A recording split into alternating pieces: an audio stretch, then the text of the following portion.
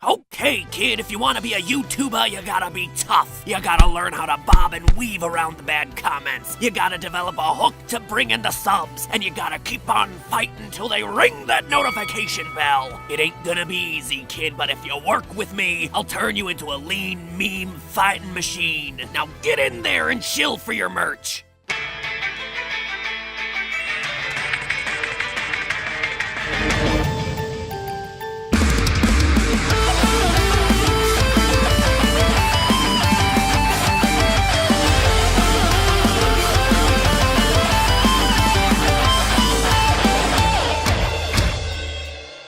Internet, welcome to Game Theory, the show that today is exploring the influences behind influencer boxing.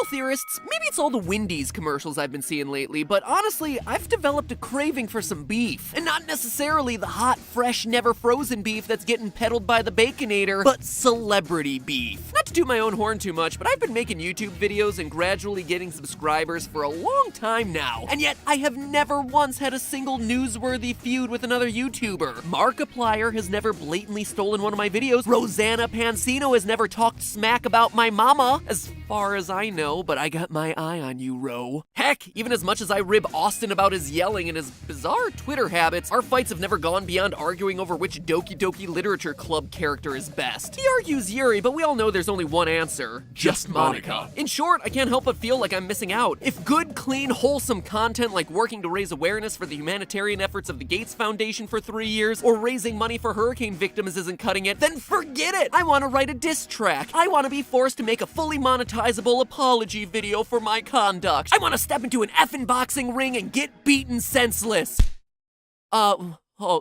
Maybe not that last one. Yes, ladies and gentlemen, boxing. A little over a week ago, one of YouTube's biggest gamers, FIFA legend turned rapper turned just general bad boy of YouTube KSI, got into the ring and boxed with singer/vlogger Joe Weller. The livestream attracted millions of concurrent viewers and nearly 25 million views in its first week, making it unquestionably one of the most viewed amateur boxing matches in history, up there with probably the Olympics, if not bigger. Those sorts of numbers would put most professional matches to shame, though it's a bit hard to say since those are all pay-per-view bouts. Any way you slice it, this thing was massive, and when you actually stop and watch the video, completely legit. KSI and Joe Weller weren't just two guys who decided one afternoon to slap on some gloves and play Little Mac. They actually really put time and effort into their training. And yet, of course, because it was two YouTubers, the news media wants to poo-poo over the entire thing. Say, for instance, The Telegraph, who called it a, quote, stain on the noble art of boxing. Well, hate to tell you, news media, but it wasn't. And it's time that I, Matt Pat, defend the work of my fellow YouTubers by throwing my hat into the ring. Not to fight, though. Holy heck no, my eyes tear up if I stub a toe. Nope, today's episode is all about how KSI won so lopsidedly. What tactics were the guys using? What historical boxers were they using as their proverbial strategy guides? And how KSI's next opponent, which looks like it's shaping up to be Logan Paul, because of course it is, though seeing Logan get rocked in a ring would be tremendously satisfying. Still, it might be a match that KSI should turn down. Oh, and to answer the inevitable questions around why this is a game theory, cause KSI was a gamer.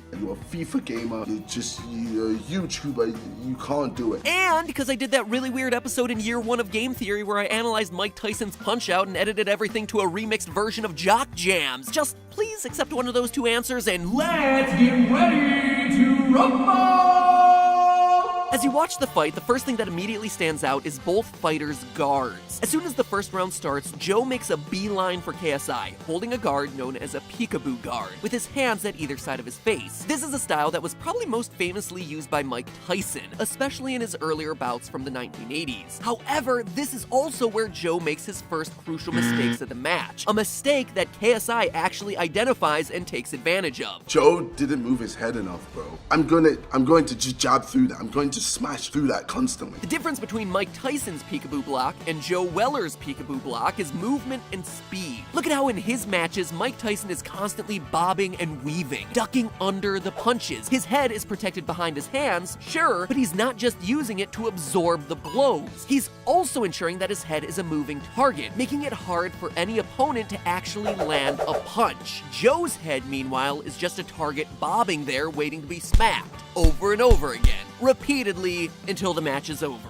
Now let's look at KSI, whose guard is, well, a bit inconsistent, but points to him in identifying it himself in his reaction video. My right hand should not be there. It was terrible. Like, my hand should be in here. And while that may seem like it would be an odd stance for a boxer, it's actually not. The movement KSI is describing here is called the Philly shell, which is a guarding position with the lead arm horizontally across the torso and the backhand by the chin. In fact, it's a style used most famously by Floyd Mayweather Jr., widely considered to be the best defensive boxer in history, who retired undefeated with an all-time record of 50 wins and 0 losses. So even though it looks like the boxer is giving himself a big ol' hug or cowering in fear, being like, "Oh, why are you hitting me? Why are you hitting me?" It's like me in the hallway corner during middle school. What's really happening with the Philly shell is that both the head and body are being protected at the same time. One arm across the body and one arm close to the head. The boxer will also blade off at a more extreme angle, which means that their opponent can't see their chest straight on, and the head is now off the center line, making it harder to get a solid direct hit on either of those major targets. So overall, it's a smart blocking strategy on KSI's part. And it's also clear from his post-fight reaction that KSI's block wasn't the only thing inspired by Floyd Mayweather. This is what Mayweather did against McGregor. I mean, making kissy faces at my opponent isn't really how I would try to strike fear into their hearts, but heck, what can I say? I'm just a lover, not a fighter. Or I just have a really punchable face. But you're not gonna win a fight by blocks alone. You gotta throw yourself a few punches. So let's look at KSI's strategy first. Now, if Joe Weller had been paying close enough attention, he actually would have gotten a hint as to KSI's fight strategy during the weigh-in prior to the match. Yeah, I'm gonna go in and I'm gonna box him. He's gonna wanna fight me. I ain't gonna fight you, bro. I'm gonna box you to death, bro. Now, to the uninitiated, boxing and fighting might sound interchangeable, but KSI is really making a comment here on the different kinds of fight strategies that he anticipates that he and Joe will be using. While there are plenty of subcategories, boxers are usually placed into one of 3 classifications: swarmers, outboxers, and brawlers. A swarmer is usually a fighter who attempts to overwhelm his opponent with a high volume of punches from close range. Neither of these guys in this fight count as a swarmer, but KSI's statement about boxing versus fighting during the weigh-in indicates that he sees himself as an outboxer and Joe as a brawler. Outboxers tend to be faster than their opponents and try to score points by landing a lot of punches from a distance and evading the punches of their opponents. As a result, the most effective outboxers usually have a longer reach than their opponent, and that's exactly what we see play out in the KSI Weller fight. While I can't find any official measurements for each fighter's wingspan, KSI is listed at 5'11" to Joe's 5'9", which means that KSI is going to have longer arms, allowing him to throw more of the long jabs that we see throughout the fight. I don't want him here.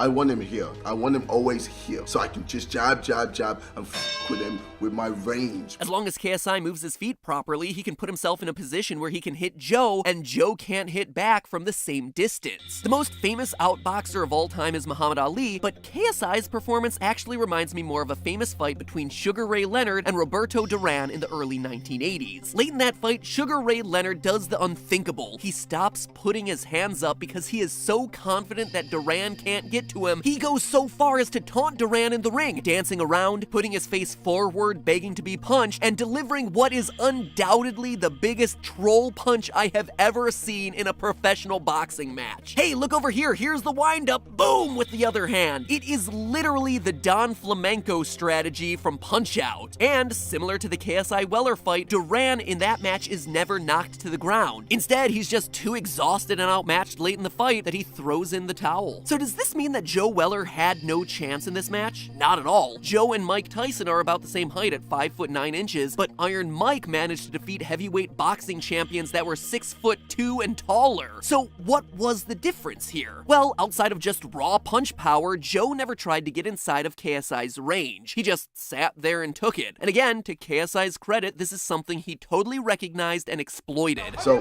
what Joe's doing here was sick. He's putting the pressure on and he's throwing. That's what he should have done at the beginning. Whenever he gets close, I just clinch, and then boom, and then I'm out, and then I'm out. In fact, Joe's lack of movement makes me wonder if his plan was to originally have KSI punch himself out, eventually getting too tired to defend himself. That may sound like a stupid strategy, but it's not. Actually, Muhammad Ali called it the rope-a-dope when he used it against George Foreman in 1974, and it was mimicked in Rocky III when Rocky fights Mr. T's character, Clubber Lang. The problem with the rope-a-dope strategy, though, is that George Foreman and Clubber Lang were both brawlers, but in outboxer like Sugar Ray Leonard, Muhammad Ali, or in this case KSI, is unlikely to get so tired that they become susceptible to quick counterpunch knockouts. It's also something KSI once again saw coming. Remember, you were like, the fight was going to be 3-2s, 3 rounds of 2 minutes, and then you wanted it to be 6-3s because you were like, oh, you're not fit enough. As soon as you said that, I knew, okay, that's one of your game plans, was to try and tire me out. Joe wasn't able to adjust, and that, ladies and gentlemen, was the fight. So clearly, not only was this not a stain on the noble art of boxing, or just a shameless publicity stunt from 2 online celebrities, but instead, it was a well-put-together amateur boxing match with KSI proving himself to be a smart and savvy fighter. But that, of course, opens the door to more matches in the future.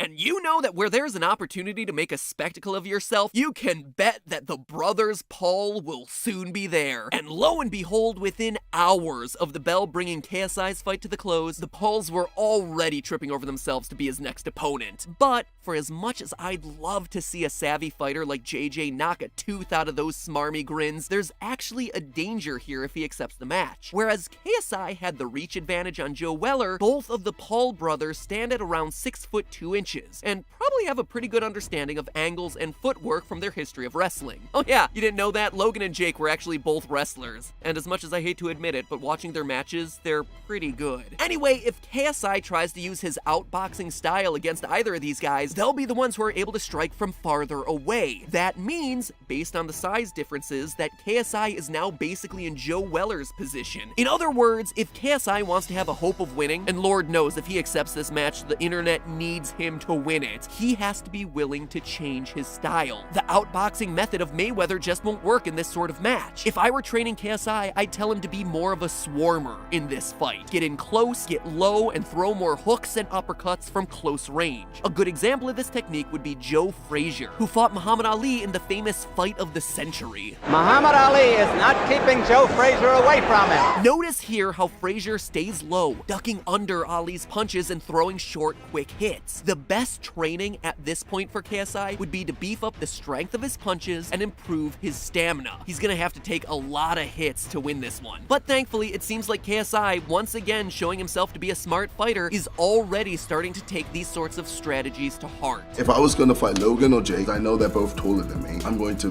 box them like Mike Tyson. And you know what? He's totally right. Mike Tyson was sometimes a swarmer. So this strategy change makes perfect sense for him to stand a chance in the ring. However, if KSI doesn't have the power to knock out Logan Paul quickly, he's gonna be toast. Unless, of course, when he says fight like Mike Tyson, he means he's gonna bite off Logan Paul's ear, which, come to think of it, that would be a fight I would totally be excited to see. But hey, that's just a theory. A game theory. If boxing counts as a game. Otherwise, it's a gamer theory. And if you don't accept that one, then it's a sports theory. Who knows? Anyway, thanks for watching.